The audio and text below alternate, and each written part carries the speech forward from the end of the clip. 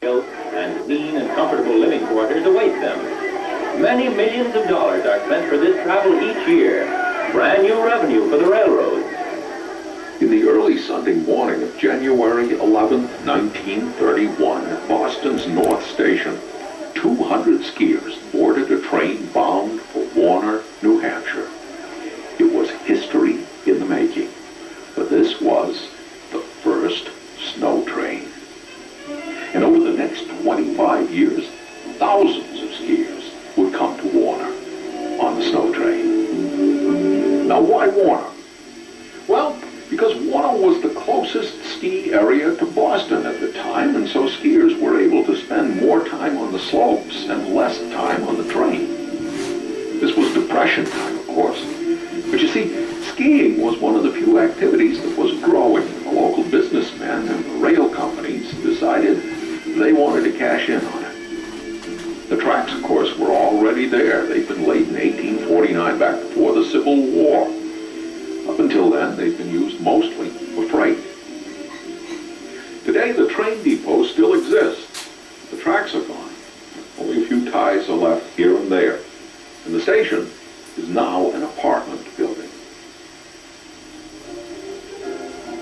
Now, for the first 25 years, skiers had to climb up the hill on their own. But in 1943, Jack Chandler bought the slope and its surrounding 25 acres and installed its first engine-powered rope tow.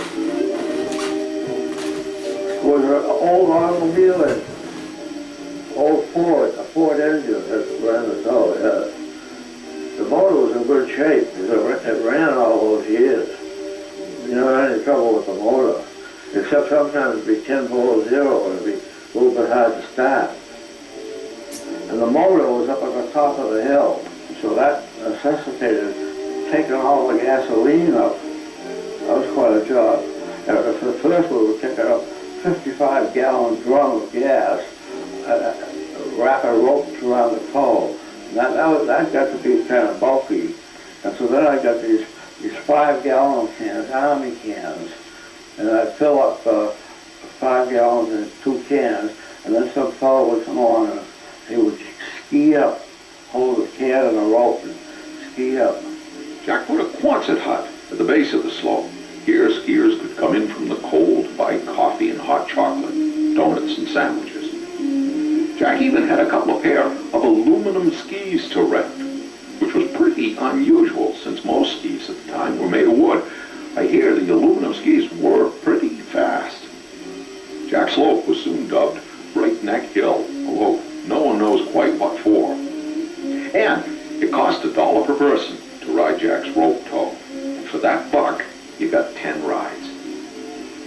The snow train soon became so popular that service was increased to Friday and Saturday as well as Sunday.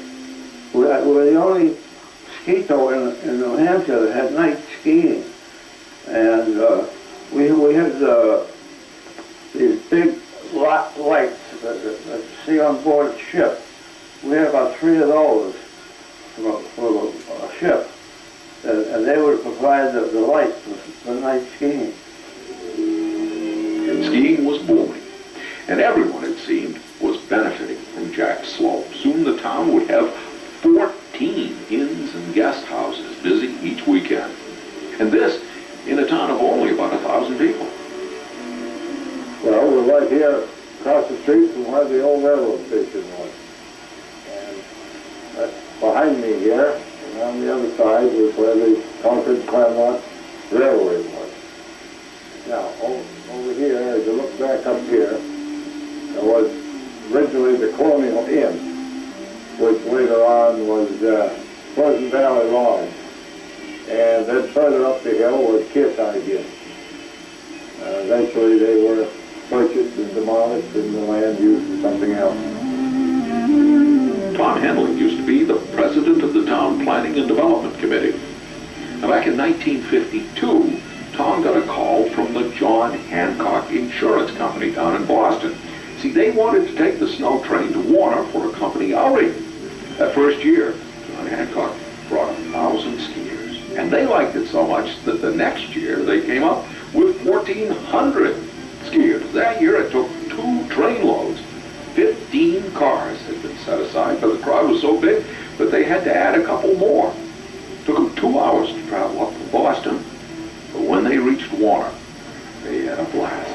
The beginning of a healthful excursion, and the novelty of the holiday is just what the doctor ordered for city cliff dwellers who crave a definite change.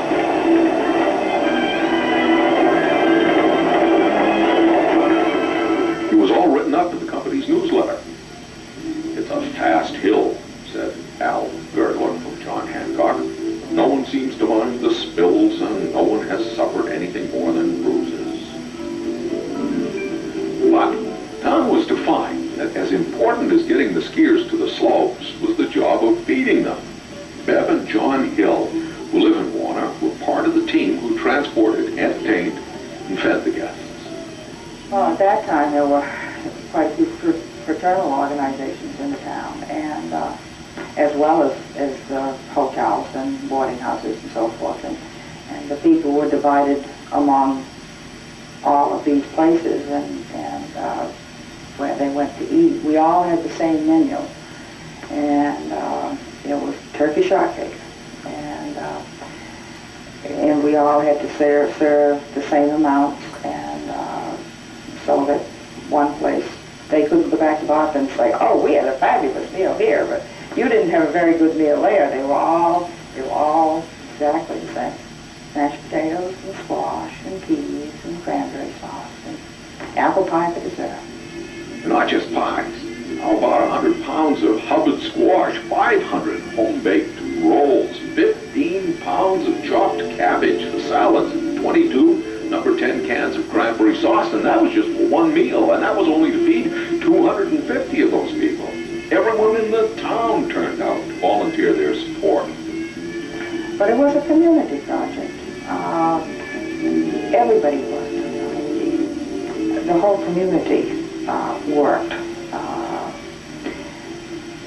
There was a lot more community spirit then than there is now, I think, in these small towns.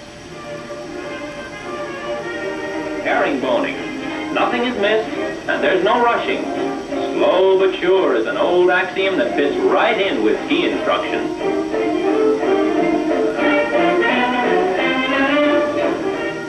Lasted about 10 years, and eventually I gave it away. And then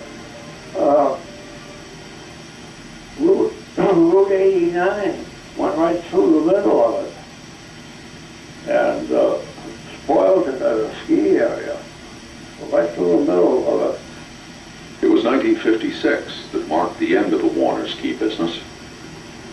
The weather was lousy that year. Only 2 good weekends of skiing the entire winter. Also, Mount Sunapee had installed a 3,200-foot-long chairlift. Warner was out of the running. Most of the inns shut down, and the snow trains stopped coming. It had been 25 years since that first train left North Station. 25 years. The slope itself is overgrown. You can't really tell even where it was.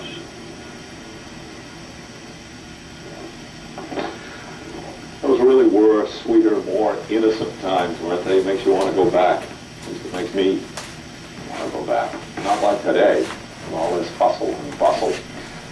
Our next story has a lot of this hustle and bustle of today, and I don't know quite how to tell you this. But there has been another Elvis